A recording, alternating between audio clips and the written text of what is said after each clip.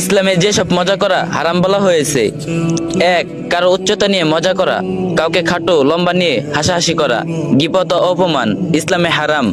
2. ধর্মীয় বিষয় নিয়ে মজা করা, কোরআন হাদিস ইবাদত হিজাব নামাজ ধর্মীয় আমল বা দিনদার মানুষকে নিয়ে ব্যঙ্গ ইসলাম কঠোরভাবে নিষিদ্ধ।